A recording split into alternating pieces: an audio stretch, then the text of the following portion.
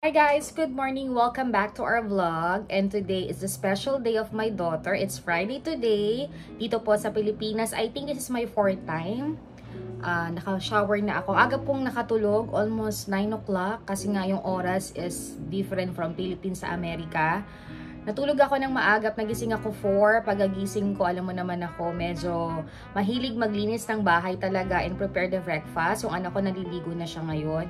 Mag-makeup lang ako na very simple kasi very init dito talaga sa Pilipinas. Talagang feeling ko mangitim na nga ako, nangitim pa ako, but it's okay. Still nag-skincare pa rin ako and soon mag-vlog tayo niyan. Andito ako sa room ng anak ko na dati kong room. Magulo siya kasi nga lahat ng gamit ko nandito, nakikihiga ako at ang lakas ng aircon dito.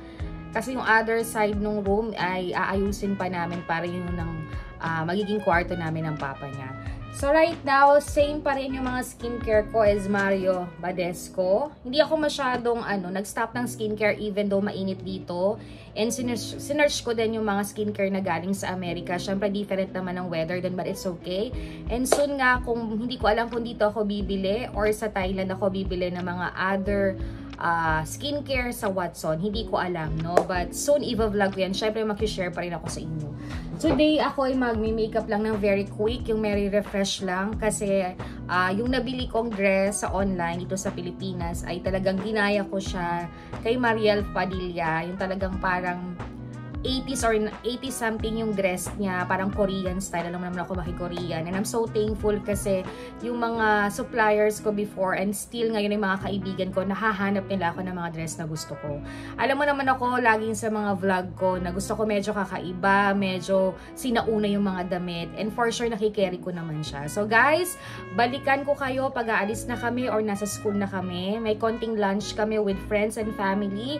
Parang get together ko na rin. And happy ako, I'm so proud sa anak ko na talagang nagawa niya to kahit wala kami ng papa niya. Yung papa niya katatawag lang din. Sobrang nasal siya, wala siya dito. Pero sabi ko nga, tiis-tiis lang. Kasi syempre, hindi naman tayo palagi magkakakabit. Syempre, may mga priority tayong dapat unahin. And good to hear naman kasi si Tambelina ay very smart at naiintindihan naman niya. So guys, balikan ko kayo and magpe-prepare muna kami kasi magsi 6 o'clock na ng umaga.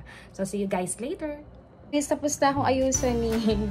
Kita niya, tinirintasan ako kasi mainit. And look at my daughter! She's pretty! Ang gulo ng kwarto namin. Pasensya na po. Siya lang nag-makeup ng sarili niya. We're so proud. It's my mommy. Ay naku, pagkapapay ko sila dyan, dapat inisip ang anak niya ay napasok dito. Really? Mamaya na. Italo mo ang dami natin gawa. So guys, ayan o, nag-makeup yung ano mag-isa. Napakagaling niya at dalaga na siya. Nice banding talaga to. Yung hair mo, mag-blower ka. Oh, sige. Yes! Ang ganda ng anak ka! Say hi, guys! Guys, welcome back to our vlog. And today, nandito na kami sa school ng aking anak, sa Sacre. Ang aking alma mater din. So, mag-prepare muna kami bago ulit ko kayo balikan kung ano mangyayari sa graduation niya.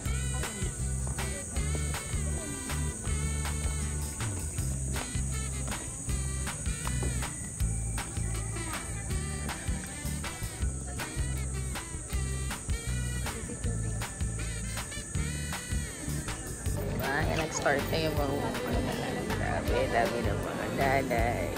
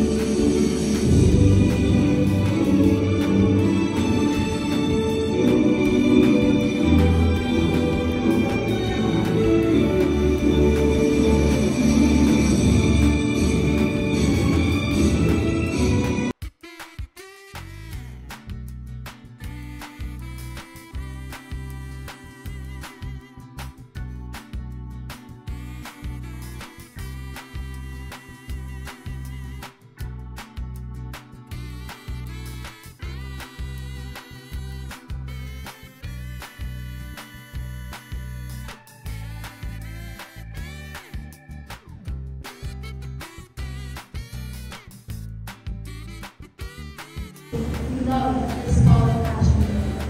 Today is a completion, a passage, an inauguration. Joyful sing to entrance you.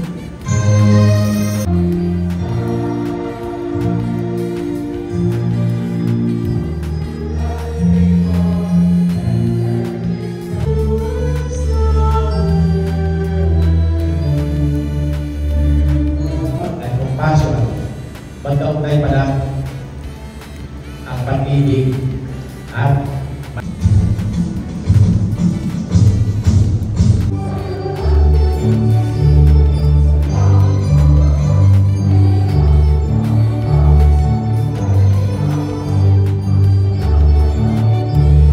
Principal's Council and the faculty hereby certify that they have fully satisfied the requirements for the junior high school course prescribed by the Department of Education.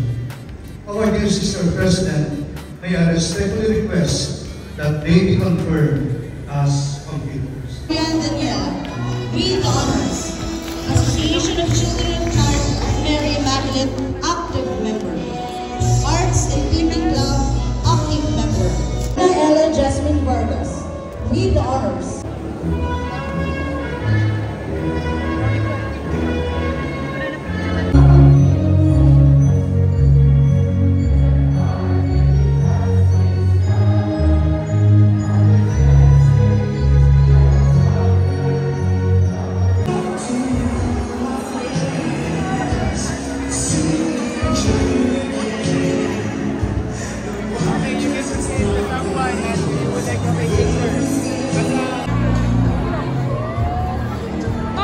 Baka mahilo ka.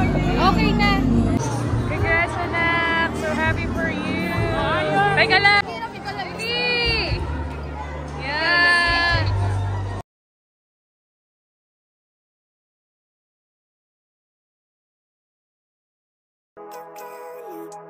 Guys, welcome back to our vlog. Say hi, Nika. Ayan, natapos na po yung 6 hours to 5 hours naming graduation na sobrang init. Kaya haggard na naman ang lola mo. Ayan si Tambia. Tambia, congratulations! Ayan si Lola. So ngayon, kami magla-lunch na sa Queen Margaret. Downtown ba to? Sa bayan. At magsa-celebrate na kami kahit pa paano. So see you guys later. So bye! Gotta flip it and grip it and go and get an x-ray. What's wrong with me? I just feel weight. Pushing on my chest in this place. Change my mindset, meditate. It's pretty cool that I'm alive and have better days. I can walk, see, hear, and celebrate. Think I can change my mind, maybe elevate.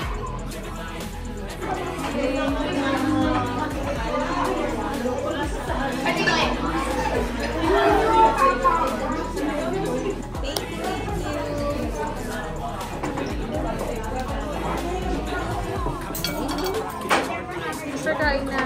Okay, sige. Hindi. Okay, Danay.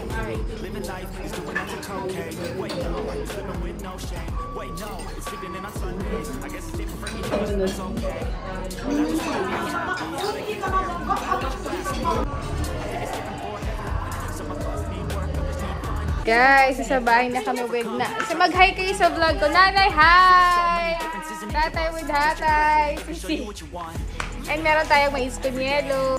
Bye-bye! Say bye-bye, Nanay, Ninong! Bye! Pakiingatan po nung ban. December po yan ulit. Bye! Guys, pakita ko sa inyo award ni Ate Marian. Ito yung pictures niya. Ganda-ganda niya. Thank you to Dimple dun sa kanyang bigay na parang pabulaklak. Ito yung mga award na anak ko. Sobra nakaka-proud. Super good girl talaga siya. Okay. Hi guys! Welcome back to our vlog. And today is the next day kahapon pagkatapos ng big event ng aking anak. Ang kanyang special day na graduations for high school. I think so. Tama ba ako? And masaya kami kasi talagang kahit hindi nakarating yung iba namin family, friends, nakadaos kami makapag-lunch. at makapagkumustahan, maibigay din yung iba kong pasalubong, pero hindi naman importante sa kanila yung pasalubong, kundi makita ako, makamusta kami ni Dingo kung anong buhay namin sa Amerika, at ganun din ako sa kanila kasi almost Facebook, Messenger lang din kami nakikita-kita o nagkukumustahan sa sobrang busy namin sa isa't isa. Also, shout out din sa family ni na Sisi Jo. Eto yan. Yan yung mga nakasama ko sa Dubai for almost 16 years. Simula graduate ako ng college. Talaga naman hanggang ngayon, yung big connection namin bilang magkakaibigan at pamilya na ay nandun talaga. So, walang pagbabago. Even though may ups and down din kami mga pagsubok. Pero sabi nga, naging matibay kami kaya naging magkakasama kami at walang nagbago. Nandun talaga yung good communications at pagmamahalan. Diyan mo makikita na talagang kahit kokonti lang yung friends mo, nandyan yung loyalty talaga and happiness, diba? And next naman, nandun yung mga teachers and friends ni Marian. Even though very busy sila, syempre may makanya-kanya sila mga ginawa. But actually, yung presence nila, like the family of Dimple, congratulations, kina Sam, kina Mia. Maraming salamat. At saka syempre sa best friend niyang si Maika. Maraming salamat. Pumunta rin niya. Si Ninang Baby, very supportive. And syempre mga BFF friends na mami na second mom ko din. Sina Tita Ninang Irene na magiging ninang ko sa wedding ko. Ninang Lali. Syempre si Tita Christy at si Tita Ged. Hindi siya nakapunta kasi nga medyo pagada yung pa. But next time before I leave, makakasama ko pa rin sila. And syempre nandun din na aking mga first family. Si Ninang Hasmin, si Nalulu Jun. Maraming salamat. I love you. Very supportive din yan. Kahit si Chris, kahit si Danny, at kahit si Dave na nasa London, mga pinsan ko, ay very supportive. May mga personal message talaga kayo. Thank you so much and God bless sa inyo. Syempre si Tita Morris, Tita Ningning, Tita Mercy din, nag-personal message sa akin at nagpadala ng gift kay Tambelina. Thank you so much. Tita Mercy, pagaling ka po. I think may sakit yata siya but okay na siya ngayon. So pray lang tayo. And next naman, si Tita Ningning. Thank you so much. Nakita na namin siya, nakumusta, and nakapag-banding. Maganda rin kasi yung nagkikita-kita kayo. So most updated kung anong buhay-buhay. At saka syempre maganda rin kapag mga kamag-anak, kapamilya, nagkukumusta. Hindi naman kailangan palagi mag-text or mag-usap or magkita. But yung presence din ay important time to time. Syempre may mga buhay-buhay at busy days din tayo. So, okay naman at masaya talaga kami. Syempre, sa side naman ng aking sweetie, alam kong busy sina Joy, sina Dong, and sa side din na Ding Dong, di ko rin sila na-invite kasi nga nasa ibang bansa siya at medyo malayo si Wendy, but I'm so happy. Si Shoti, meron siyang practice for graduation kasi gagraduate din siya natin tomorrow. Congratulations! And syempre si Achi ang nag-present sa amin. Thank you so much, napakabait na bata, nakapagkwentuhan, kumustahan din kami. But before ako bumalik sa Amerika, I think may date naman ako sa side ni Dingo. So lahat kami nagkita-kita. Wala lang si Ninong Edward Hafor, but may exam siya bilang doktor. Congratulations! Isa siya sa pinakamabait na ninong din ni Tambe at isang doktor din ng family namin. So thank you so much. I love you and see you soon. Can for sure magde-date kami bago kami umalis. And syempre, ang BFF kong best friend ko ng high school, si Kate, nandun yung supporting nga. Siya rin na nag-arrange nitong lunch namin. Maraming salamat. Hindi man dumating lahat pero masarap yung pagkain, maganda yung place. Talaga naman nag-enjoy ang lahat kasi malamig yung place. Kaya sabi ko, hindi na lang sa bahay, sa restaurant na lang para lahat komportableng kumain, magtawanan, magkumustahan. And I think yung 3 hours to 4 hours namin nandun or 3 hours, nakapag-enjoy ang lahat at naging masaya at naging kontento. So maraming salamat talaga sa kanya. I love you, Sisi. Bumalik na siya ng Manila kasi may office sila. But before ako umalis, baka mag-date uli kami. Yung best friend ko rin naman si April, hindi siya nakapunta kasi busy siya sa business. Nag-text na lang siya. Baka soon maisingit naming mag-date kami. So sa mga ninang na may bakong friends, sina Ate Meds, hindi sila nakapunta, sina Ate Irene, but may date kami this coming Tuesday. I separate vlog para makilala nyo talaga yung few friends kong totoo at loyal talaga kami. Even though di kami agad nagkikita-kita, alam namin busy kami at alam nila na gusto ko magpahinga dahil pagoda na naman ang lola mo. But tomorrow, I'm not so sure kung magkita kami after church. Baka bumisita yung mga college best friends ko.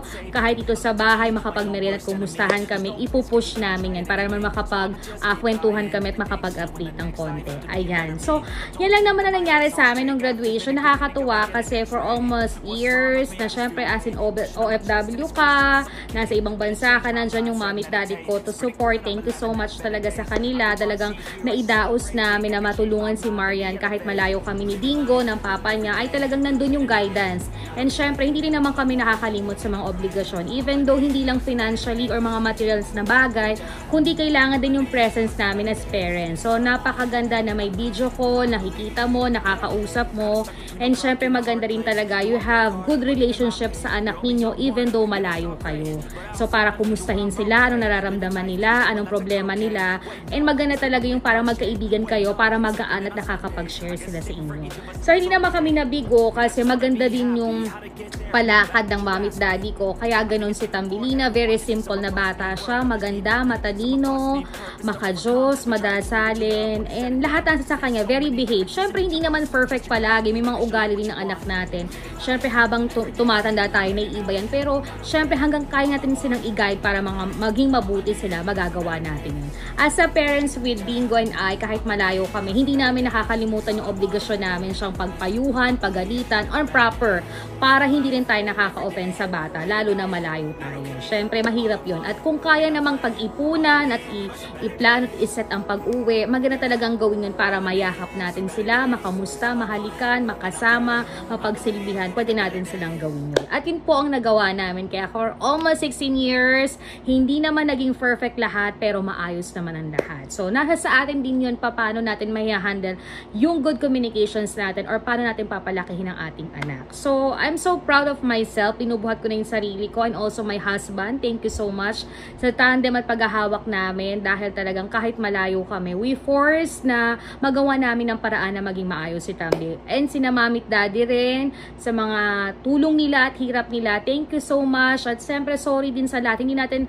kamaugali ng mga anak natin, pero talagang nag-adjust sila, pinag-aralan nila at nagkasundo sila na ganun sila, diba? Kahapon habang lumalakad si Marian, naiiyak talaga ako. Syempre, bilang mommy na proud ka na ang daming pinagdaanan and most of the time nasa ibang bansa kami, pero talagang naging maayos ang lahat. At sabi ko nga sa inyo, if you center the Lord, nagdadasal kayo, talagang walang imposible. Kahit madaming pagsubok, kapit ka lang, lahat yon ay malalampasan mo. Ayun. So, wish ko lang kay Marian ay kung ano talaga yung course niya ngayong college, anong nasa puso niya, igagay talaga namin siya. Nandito kami para magbigay ng advice at itulak siya sa maganda para may maganda siyang kinabukasan. And for sure, ito lang talaga yung mas probably na may pamamana namin sa kanya, kaya tutulungan namin siya. Hindi kami nag-a-ask to return to say, pagdating ng panahon, tulungan niya kami or whatsoever. Hindi. Tulungan niya ang sarili niya at habang malakas kami at hanggang meron kami, ay tutulungan namin siya para maging maganda ang kinabukasan niya. So, ang maganda dyan ay tuloy-tuloy lang siya maging mabuting mabata, magdasal,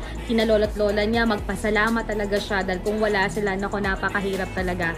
And syempre sa mga gusto niyang pangarap na gawin niya talaga. I-focus lang niya, ipagdasal lang niya, and for sure i-guide siya kung anong dapat. So nandito lang kami sa likodan niya para supportahan siya. And sa amin naman mag-asawang wish talaga namin is always good health, magandang trabaho. Hindi na naman kami naghihiling ng kahit ano. Yung kagandahan kasi nung health, kapag malakas ang health mo, magagawa mo ang lahat at happy ka. So yun lang yung mini-maintain of prayers namin. Syempre, nandun yun yung preparation for the future. Syempre nagtatrabaho ka naman, kailangan may feedback ka rin, diba? Yung simpleng buhay, masaya, malusog, and may peace of mind ka, ay para sa amin, perfect na talaga yun. Ayan. So, yan lang naman po mga chika ko sa inyo. Sobrang saya namin kahapon. It almost May 31 and I think it's gonna be 4 time ko na ba sa Pilipinas. Hindi ko na binibilang. Sobrang init dito pero sobrang nag-enjoy ako kasi nakita ko kung paano ko makasama si na Mami at Daddy, makamusta, mapagsilbihan. And I'm so proud kasi nagagawa talaga na. Malungkot, syempre wala si Sweetie. Kahapon naman, very present siya sa event ng aming anak kasi yung video call nga talaga, ito yon. Ayan. So, nandun siya, nag-congrats siya, and I'm so thankful dahil sa aming pagtutulungan buong pamilya ay talaga naman si Tambilina ay nataguyod namin. So, sa lahat ng mga magulang kahapon, congratulations. Sa lahat ng mga graduate, congratulations. So proud of you. God bless talaga sa lahat ng mga teachers.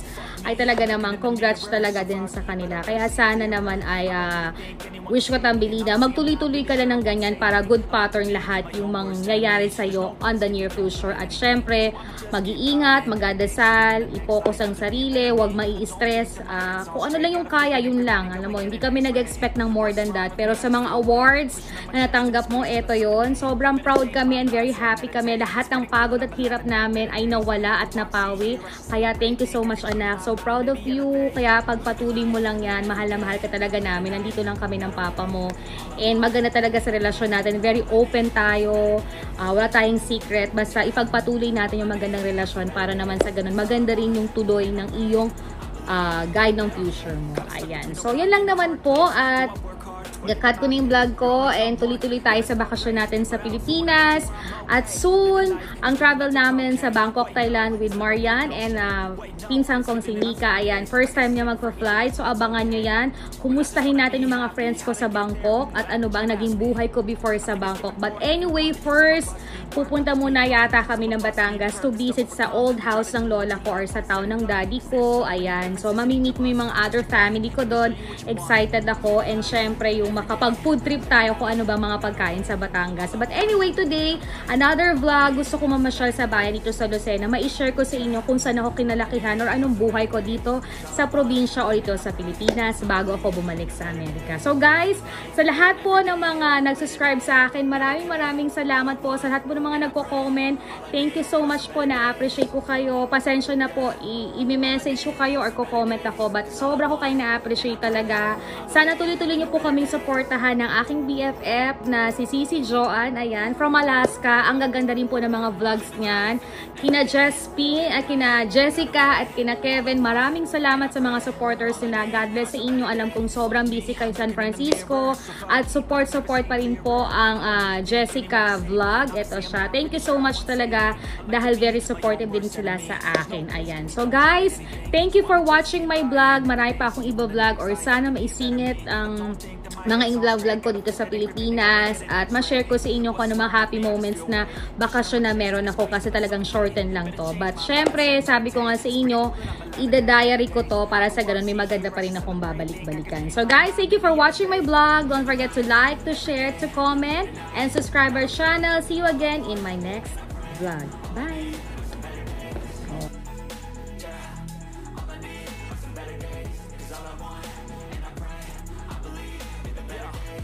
Between a rock and a hard place. Do I work hard or live at my pace? You're only young once, yeah, that's all great, but I also want a future where I'm okay. Living life is doing lots of cocaine. Wait, no, it's living with no shame. Wait, no, it's sleeping in on Sundays. I guess it's different for each of us and that's okay. Well, I just wanna be happy. How to get there? Glad that you asked me. I think it's different for everyone. Some of us need work, others need fun. Some of us need purpose to overcome. But try to do what you love when it's said and done. Cause there's so many differences in each of us. Trust your gut, it can show you what you want. Living life, every day, late at night, not okay. All I want, and I pray, all I need are some better days. Yeah, all I need are some better days. Cause all I want, and I pray, I believe in the better days. Living life, every day, late at night, not okay.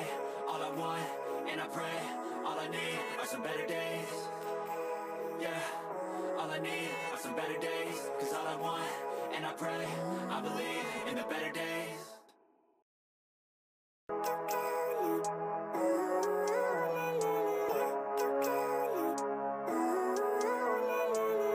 Living life, every day, late at night, not okay.